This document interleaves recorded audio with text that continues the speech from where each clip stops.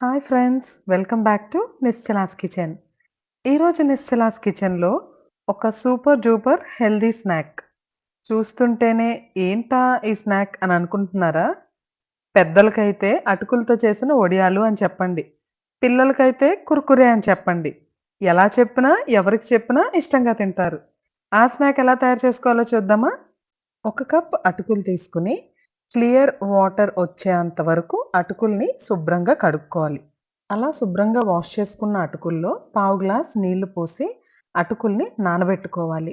ఒక గంట సేపు నానిన తర్వాత అటుకుల్లో గానీ ఏమన్నా వాటర్ ఉంటే స్ట్రెయినర్‌లో వేసైనా లేదంటే ఇలా చేత్తో అయినా వాటర్‌ని రిమూవ్ చేసేయండి. ఇక్కడ నేను చాలా తక్కువ వాటర్ ఏసాను కాబట్టి నాకస్సలు వాటర్ రాలేదు. అలా నానబెట్టుకున్న అటుకుల్లో రుచికి సరిపడా ఉప్పు, ఒక పావు టీ స్పూన్ ఇంగువ అండ్ ఒక టీ స్పూన్ చిల్లీ ఫ్లేక్స్. ఈ చిల్లీ ఫ్లేక్సే ఈ స్నాక్‌కి ఒక ప్రత్యేకమైన రుచినిస్తాయి. ఒకవేళ మీ దగ్గర చిల్లీ ఫ్లేక్స్ లేకపోతే ఎండుమిరపకాయల్ని కోర్స్‌గా పొడి చేసి వేసుకోండి. ఇప్పుడు ఇవన్నీ వేసుకున్న తర్వాత మెత్తగా కలిపి ఒక ముద్దలాగా చేసుకోవాలి. మీరు ఎంత మెత్తగా కలిపితే మీ అటుకుల వడియాలు ఆర్ అటుకులతో చేసిన కుర్కురే అంత బాగా వస్తుందనమాట. ఏమాత్రం పొడిగా ఉండకూడదు. అసల అటుకు అనేది తెలియకూడదు. చానా మెత్తగా ఒక పిండిలాగా కలపాలి. చూడండి.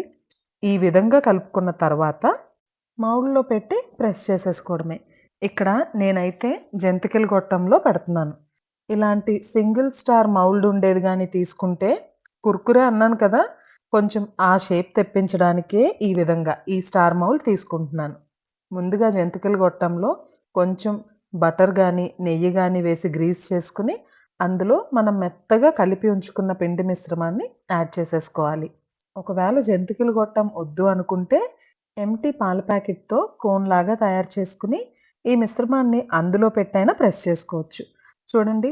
జస్ట్ జంతికలకి ఎలా అయితే తయారు చేసుకుంటామో అలాగే, కాకపోతే కొంచెం కుర్కురే షేప్‌లో వచ్చేలాగా పొడుగు పొడుగ్గా గొట్టాల్లాగా ప్రెస్ చేసుకోవాలి.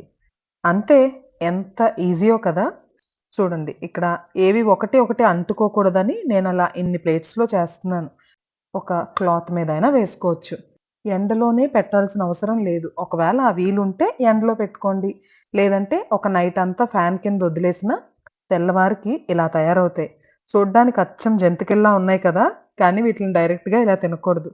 డీప్ ఫ్రైకి సరిపడా ఆయిల్ తీసుకొని, ఆయిల్ వేడైన తర్వాత ఫ్రై చేసేసుకోవడమే. వీటిలికి ఎక్కువ ఆయిల్ తీసుకోవాల్సిన పని కూడా లేదు. నేనైతే ఇక్కడ చిన్న పాన్ పెట్టాను. కొంచెమే ఆయిల్ తీసుకున్నాను. అండ్ ఇంకొక సర్ప్రైజింగ్ థింగ్ ఏంటి అంటే, వీటికి అస్సలు నూనె పీల్చలేదు. ఎంత ఆయిల్ అయితే వేశానో ఆల్‌మోస్ట్ ఆ ఆయిల్ అంతా కూడా అలాగే ఉంది పాన్‌లో. దట్ వాస్ మోస్ట్ సాటిస్ఫైయింగ్ అసల. సో, మరి మీరు కూడా ట్రై చేస్తారా? అసల ఇలాంటి స్నాక్ ఇంత టేస్టీగా ఉంటుందా అని వేపిన తర్వాత మేము కూడా సర్ప్రైజ్ అయిపోయాం. మరి మీరు కూడా ట్రై చేసి మీకెలా కుదిరిందో కామెంట్ సెక్షన్‌లో తెలియజేయండి. ప్రత్యేకంగా పిల్లలేమన్నారో మాత్రం తెలియజేయండి.